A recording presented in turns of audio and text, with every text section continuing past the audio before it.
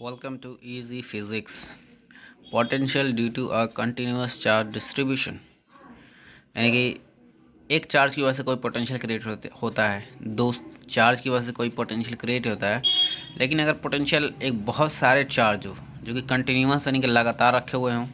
Uniformly रखे हुए हों, एक एक डिस्टेंस इक्वल डिस्टेंस पर एक किसी भी सरफेस पे, अभी सरफेस एक लाइन हो सकता है, तो लाइन की वजह से हम पढ़ चुके हैं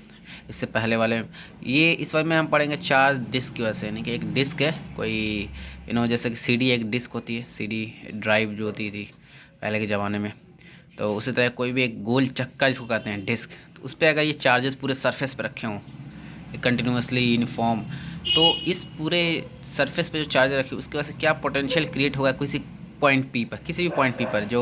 तो हम मान लेते हैं कि कुछ एकदम सेंटर, जो ये सेंटर से एकदम एक लाइन जाती है एकदम उस परपेंडिकुलर ऊपर में एक किसी कोई पॉइंट पी है, मानते हैं कि एक कोई मानना पड़ता है कि हम कोई लोकेशन, तो स्टैंडर्ड एक लोकेशन लिया हमने, उसकी दूरी यहाँ से सेंटर से जो डिस्क की सेंटर है और उस सेंटर से उस पॉइंट पी की दूरी जेड है,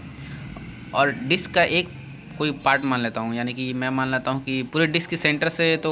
बड़ा आर में एक दूरी हो गया, यानी कि सेंटर है बड़ा आर, तो ये पूरा जो डिस्क बनता है एक सर्कल से बनता है, नहीं बड़ा सर्कल, छोटा सर्कल, उससे छोटा सर्कल, उससे छोटा सर्कल, एक पॉइंट सर्कल्स। तो अगर हम कोई एक ऐसी सर्किल हो जो कि बीच में हो, एक लेट एज्यूम किया कि कोई एक सर्किल है बीच में, तो और उस सर्किल को थोड़ा सा चौड़ा किया, तो उसकी यानी डी आर डैश, यानी कि आर डैश एक कोई ये डिस्क हो गया जिसकी रेडियस है रेडियस आर डैश हो गई, और ये इसकी चौड़ाई वही डी आर डैश हो गई। ये मान लिया थोड़ा सा,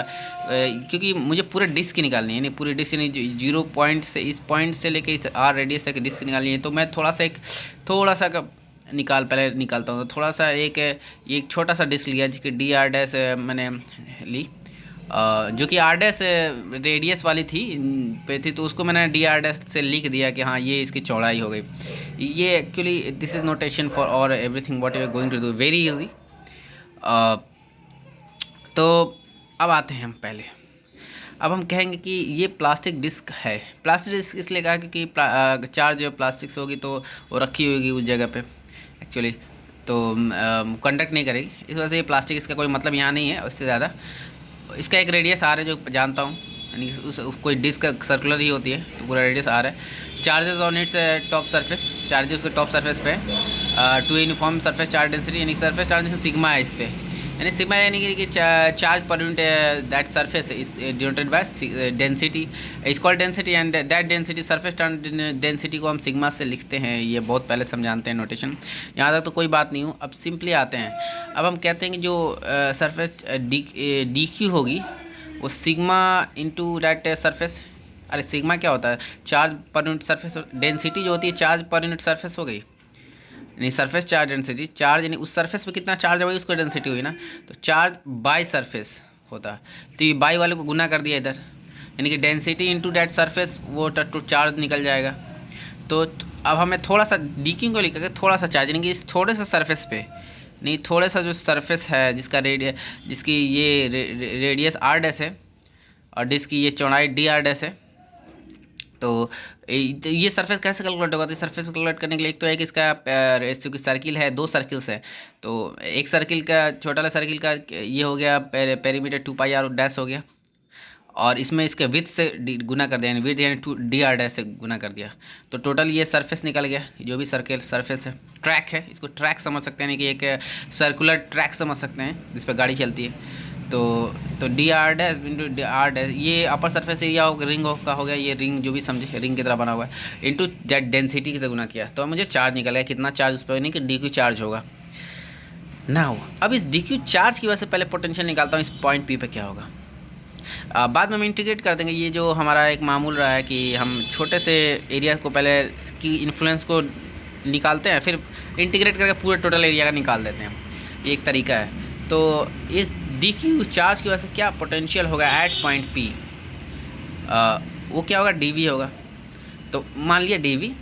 क्या कह सकते हैं, नोटेशन है, तो चूंकि पोटेंशियल का फॉर्मूला क्या 1/4 डी क्यू बाई आर होता है, तो डी वी की वजह से यानी छोटे से पोटेंशियल के डी क्यू यानी छोटे से क्यू की वजह से यहाँ चार्ज तो छोटा सा ही है। वो चार्ज डी क्यू क्या है, वो डेंसिटी इंटू दैट एरिया पर जो डेंसिटी है यानी इस एरिया पे,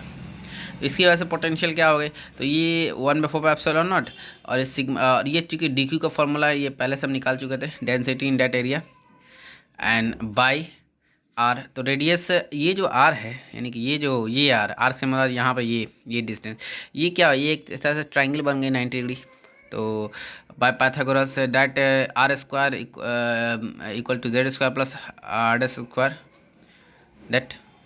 sorry that radius is this is a radius means distance, charge का डिस्टेंस इस पॉइंट पी से। तो ये पूरा एक सर्कुलर है, तो ये पूरा आर, ये अगर आर मान लिया जाए तो यहाँ भी जो आर, यहाँ भी वही आर रहेगा, यानी कि एक सर्किल की तरह से घूम रही है। तो इस पॉइंट पी से चार्ज का डिस्टेंस क्या होगा, distance of the charge from that is R. तो that R is equal to R dash square plus Z square. Okay, R dash square plus Z square under root, क्योंकि R square is equal to this, तो under root हो जाएगी by Pythagoras theorem. ये आगे तो next हम करते हैं कि अब चूँकि ये निकल गए, इसमें 2 से 2 का 4 को काट दिया, 2 कर दिया और पाई से पाई को हटा दिया, तो ये बचा मेरे पास डी वी, यानी कि छोटा सा पोटेंशियल निकल गया। तो हम इंटीग्रेट कर देंगे, इंटीग्रेट करेंगे कहाँ से, यानी कि इंटीग्रेट मान लो कि ये 0 पर था, अब ये छोटा सा का निकल गया, तो ये नहीं कि पूरा को इंटीग्रेट कर दें। पूरा कहाँ से कहाँ तक है, ये पॉइंट यानी कि 0 से रेडियस जब 0 है यानी कि एकदम परपेंडिकुलर इस सेंटर से लेके इस एंड पॉइंट यानी आर तक, यानी कि 0 टू आर, यानी कि आर डैश का वैल्यू अगर हम, यानी कि आर डैश मान लो यहाँ ना होके, ये जो आर डैश है ये यहाँ ना होके सेंटर पे होता,